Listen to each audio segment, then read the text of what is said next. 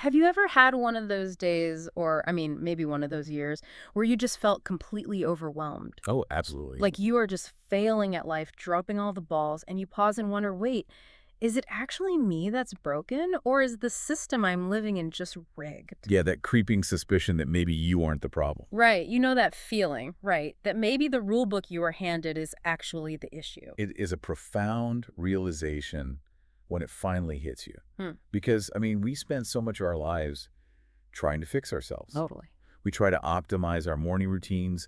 We download all these meditation apps to cure our own anxieties. Constantly trying to life hack our way out of exhaustion. Exactly. But we rarely stop to look at the water we are swimming in. We rarely ask who actually built the pool. And that is our mission for today's deep dive. We are unpacking the incredibly fascinating world of feminist theory in counseling. Yes, and it's a big one. It is. And look, if you hear the word theory and think, oh, we're just doing a dusty history lesson here, we definitely aren't. This is about a radical, fundamental shift in how we view mental health. It really is. It's about taking the spotlight completely off of what is wrong with the individual and shining it blindingly onto what is wrong with the world they live in. Okay, let's unpack this because it completely changes the game for how we understand human distress. Well, to give you a preview of the big takeaway here, this approach fundamentally challenges the core assumptions of traditional psychology. How so? So for decades, the standard medical model of mental health was essentially about diagnosing a deficit inside a person. Like finding what's broken. Right. The goal was to find the broken gear, fix it, and help that person fit back smoothly into the machine of society. But feminist theory just flips that entirely on its head. Yeah. It asks a much more dangerous question, honestly. What if the machine itself is what's sick? Wow. And to really grasp how massive that shift was, we have to look at the pressure cooker of an environment that forced this theory into existence. Because it didn't happen in a vacuum. Right. You don't just wake up one day and decide to rewrite a century of psychological practice. Yeah. You have to look at the historical roots, going all the way back to like the 1848 Seneca Falls movement, which was the first major push for women's rights in the U.S. And just think about the psychological toll of that timeline. I mean, the movement started in 1848, but it took over 70 years. Until the 19th Amendment in 1920. Exactly. Just to achieve the basic right to vote. That means generations of women were born, lived their entire lives, and died while being legally and societally defined as second-class citizens. It's just wild to think about. It is. And that isn't just a political fact, right? That creates a baseline of psychological suppression. You internalize the idea that your voice inherently matters less. Yeah, but the counseling theory we are talking about today didn't really solidify until the explosive 1960s, right? And Betty Friedan's book, The Feminine Mystique, seems to be the match that lit the powder keg there. Oh, absolutely. It basically articulated this widespread, kind of suffocating dissatisfaction women were feeling, even though they were allegedly living the American dream in the suburbs. Right. They had the house, the appliances, the family. But they were miserable. And they thought it was their own personal failing. Which leads to a crucial mechanism for how this theory actually developed in practice, which were these consciousness-raising groups. Right, the living room meetings. Yeah. As the movement grew in the 60s, women started forming these loosely structured meetings. They would just gather in living rooms. It wasn't formal therapy at all. Just chatting. Yeah, just women sitting together discussing their lack of a collective voice in politics, the workplace, economics. But the magic of it wasn't just venting, right? It was almost like data collection. They would talk about their lives and suddenly realize that the isolation they felt at home or, the way they were constantly passed over for promotions at work, it wasn't unique to them. It was a shared systemic issue. They realized their pain was actually a societal design flaw. Out of those living rooms came the foundational mantra of feminist counseling, which is, the personal is political. The personal is political. Yes. That means what you experience in your private daily life, your anxieties, your relationship struggles, your career roadblocks, it's directly shaped by the power dynamics and political realities of the broader culture you live in. I always think of it like this for practical daily life. It's like you sitting in an office working away and you think you just have a terrible immune system because you're always freezing. Oh, I know that feeling. Right. You're layering sweaters, drinking hot tea, thinking, man, my circulation is awful. Something is biologically wrong with me. Until you finally go to the break room, talk to your coworkers, and realize everyone is freezing. Because the building's AC is broken. Exactly. The problem isn't your sweater. It isn't your biology. It's the environment you are all trapped in. That is the perfect way to visualize the mechanism at play. And what's fascinating here is how early feminist counselors took that exact realization and applied it to the clinical space. Right. They looked at traditional therapies and realized they were fundamentally flawed because they demanded that women adjust to a patriarchal society. Oh, wow. Right? If the goal of traditional therapy was to make you a functional member of a sick society, then the therapy itself was complicit in keeping you sick. Which completely blows the lid off how we view human nature. Because once you realize the environment is the problem, you kind of have to figure out exactly how that environment gets inside our heads and shapes who we are from childhood. Yes. And that brings us to how this movement started rewriting the rules of human development. Let's get into that. A key piece of this is Sandra Bem's gender schema theory. Now, a schema is basically a mental filing cabinet. It's how our brains categorize and organize the chaotic world around us. Oh. Bem proposed that children learn society's views of gender very early on, and they use those stereotypes as their primary filing system. So, like, a 5-year-old boy falls on the playground, scrapes his knee, and the societal schema says boys are stoic and assertive. So he files the urge to cry under, like, unacceptable. Exactly. Right. And then a 5-year-old girl does the exact same thing. But the schema says girls are emotionally expressive and accommodating. So her tears are validated. Right. They internalize this rigid binary before they can even tie their shoes.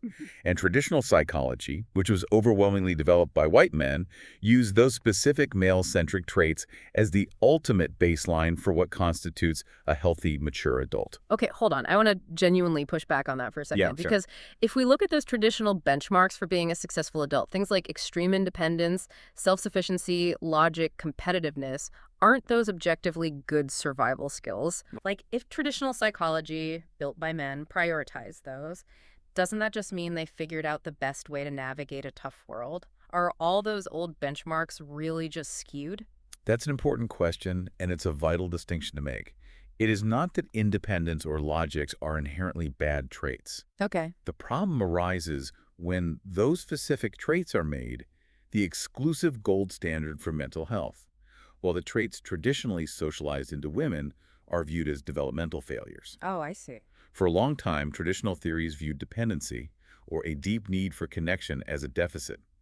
It was seen as a lack of emotional maturity.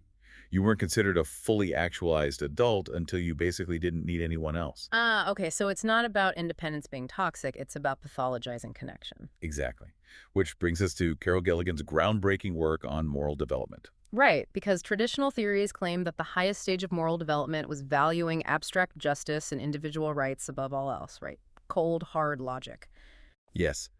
But Gilligan observed that this didn't fit women's experiences at all.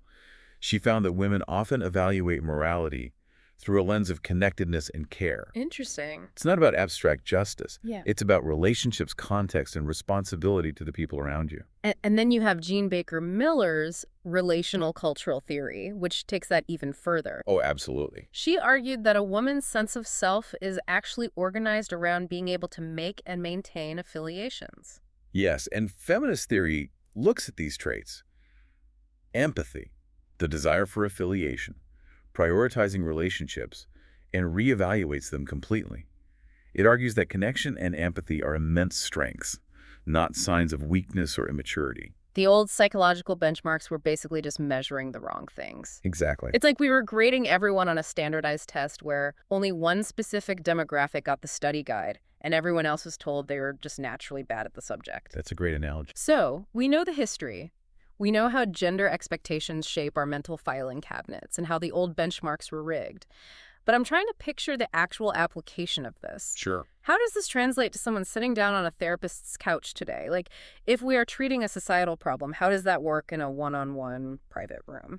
Well, it starts with the very structure of the room itself. In feminist counseling, the therapeutic relationship is fundamentally egalitarian. Wait, meaning totally equal? Because, I mean, if I'm paying a therapist to help me, I kind of want them to be the expert. If we're just equals, aren't we just two people chatting in a room? How does the therapist actually help without losing their authority? It's a great distinction to make. The therapist is an expert in psychological tools. But the crucial shift is that the client is recognized as the ultimate expert on their own life. Ah, okay. Traditional therapy often sets up the counselor as the almighty objective authority who diagnoses the passive patient. Feminist therapy actively dismantles that power dynamic. And to achieve this, counselors actively demystify the process. Demystify, meaning they sort of pull the curtain back on the Wizard of Oz. Exactly. They explain why they're asking certain questions, they share their own values, and they use careful self-disclosure so they aren't viewed as this untouchable expert. They might share their own experiences to show the client, hey, I'm a human navigating this exact same societal structure you are. Right. It removes the mystical authority of the therapist and builds genuine, authentic connection. And once that trust is established, they use specific interventions. One of the most vital is called power analysis. Now, power analysis sounds like something you do in a corporate boardroom, not a therapy session. Hmm. How does analyzing societal power actually help someone who's, dealing with depression? It helps by taking the burden of blame off the individual. Okay. Power analysis is the process of helping the client see how unequal access to power and resources is directly causing their personal distress. It's analyzing the power dynamics at play in their marriage, their workplace, their culture. Oh, I see. So once you see the power imbalance, you stop blaming yourself for feeling powerless. Exactly. Which naturally leads into the next tool, which is reframing and relabeling. Here's where it gets really interesting, because this completely rewrites the narrative of trauma. It does. Let's talk about the case study of Alicia from the text. She's a 19-year-old college student who experienced date rape. It's a very difficult but incredibly illuminating case, because in a traditional approach, a well-meaning counselor might inadvertently focus on Alicia's behaviors that night to find out what went wrong. Right. They might ask, did she drink too much? Why did she go to his room? Even unintentionally, this places the microscope on the victim, which causes profound self-blame. But the feminist approach uses power analysis. The counselor helps Alicia examine the socialization of male dominance and female passivity. They look at the culture she lives in, a culture that routinely excuses predatory behavior while scrutinizing victims. Yes, the focus shifts entirely away from her actions and onto societal rape culture and the perpetrator's behavior. Yeah. And then comes a relabeling. Her symptoms, her anxiety, her hypervigilance, her fear are relabeled. They aren't signs that she's fundamentally broken or disordered. They are coping mechanisms. I like to compare this relabeling technique to putting a new frame around a really dark, chaotic painting. Ooh, I like that. Right.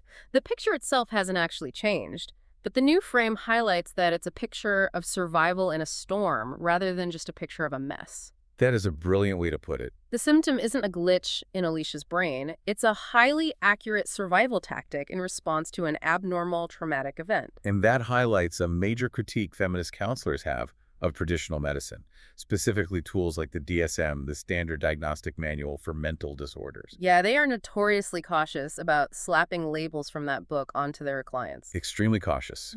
The DSM has a historical tendency to pathologize normal reactions to oppression. Feminist counselors are very hesitant to diagnose someone with, say, major depressive disorder, when that person is, in reality, simply exhausted by an unjust reality. To them, the distress is a logical response to a sick system. Exactly. Okay, to really see how all these tools, the egalitarian relationship, the power analysis, the reframing, how they actually synthesize in real life over a person's lifespan, we have to look at the comprehensive case study of Clarita from the chapter. Yes, Clarita. Because this brings in a crucial layer we haven't touched on yet, which is intersectionality. Clarita's story is the perfect synthesis of this entire theory in action. Intersectionality is the understanding that we aren't just shaped by one identity. Right. Our gender, our culture, our socioeconomic status, they all intersect to create unique modes of stress and discrimination. So Clarita is a 32-year-old Latinx single mother. She comes into counseling feeling deeply depressed. She is stuck in a dead-end job. She feels totally unappreciated by her family, and she is completely disconnected from her community. Now, a traditional therapist might just treat the depression, right? Maybe suggest cognitive behavioral therapy to fix her negative thoughts. Yeah, just treat the symptoms. But a feminist therapist looks at intersectionality. They see how her specific identities compound each other. She isn't just a generic depressed person. She is a Latinx woman navigating corporate America, which demands she leave her personal life at the door while simultaneously navigating traditional cultural expectations that demand she put her extended family above everything else. She is caught in a cultural crossfire, meaning she basically feels like a failure 24/7. So, what does this all mean for Clarita's day-to-day life? How do you actually treat that practically? Well, the first major goal for Clarita is empowerment and self-nurturance. In many cultures, and certainly in traditional female socialization, taking care of yourself is seen as inherently selfish. Right, you're supposed to be self-sacrificing. Exactly. So the therapist works with Clarita to demystify this expectation, teaching her that taking care of herself isn't a luxury, it is vital maintenance. So practically, she starts setting boundaries. She might create a bedtime ritual so she can actually sleep, or put positive affirmations on her mirror. Small things, but powerful. Right, they seem like small things, but they are actually acts of rebellion against a system that demands she be constantly productive for others. The next goal is building connections. Remember Jean Baker Miller's theory, affiliation is a strength. Clarita is isolated, so the counselor encourages her to join an advocacy group or a network for Latinx women to find community, She needs a space that understands her specific intersecting struggles. without her having to explain them. Yes. And then comes the reframing. Clarita feels like she is failing because she is caught between these two cultures. So how do they reframe that? The therapist helps her see that her bilingualism and her navigation of multiple cultures are actually incredible strengths, not burdens. Her resilience, her emotional intelligence, these are massive assets. I love that. She also uses power analysis to look at her family's endless demands on her time, right? She realizes that her family, expecting her to drop everything to care for everyone else, is based on deep-seated gender norms. And just because it's a cultural norm doesn't mean she is obligated to set herself on fire to keep them warm. She is allowed to challenge it. Exactly. And if we connect this to the bigger picture, Clarita's journey perfectly encapsulates the end goal of feminist therapy. It is not just about personal healing. It is about social action. That's a great concept, but how does her setting boundaries actually create social action? I mean, she's just fixing her own schedule. That's the beauty of the personal is political coming full circle. By finding her voice, setting boundaries with her family, and joining a community network, Clarita isn't just changing her own mindset. She is actively changing the environment around her. Oh, I see. She is modeling new behaviors for her children. Yeah. She's contributing to an advocacy group. She is shifting the power dynamics in her extended family. Personal healing inevitably bleeds out into social change. It takes the pressure off the individual to just suffer better and actually gives them the tools to change the game entirely. Perfectly said. So, to wrap up our deep dive today, we've explored a massive paradigm shift. We moved from fixing the individual to examining the system. We saw how the psychological toll of history taught us that the personal is political. We learned that the old, rigid benchmarks for mental health were skewed, and that connections are actually profound strengths. And most importantly, we learned that through tools like power analysis and reframing, your struggles might be a completely normal reaction to an abnormal environment. It's a toolkit for surviving and changing the world, not just quietly adapting to it. It is a profoundly validating way to look at mental health. And I think it leaves us with something really fascinating to consider about the world we live in right now. What's that? Well, if we apply the idea that the personal is political to our modern algorithm-driven lives, think about how often we blame ourselves for our shrinking attention spans or our doom scrolling or our digital isolation. We tell ourselves we just need more willpower. Oh, wow. Yes, we constantly think we are failing at self-control. Exactly. But what if we did a power analysis on the tech monopolies designing those platforms? The next time you find yourself feeling completely burnt out or feeling like you're falling short, ask yourself, is this actually a me failing? Or am I just holding myself to the impossible standards of a system that wasn't built for me to succeed? That is a brilliant and honestly terrifying question to leave off on. Thank you so much for joining us on this deep dive. Take care of yourselves, check the AC in your building, and we will catch you on the next one.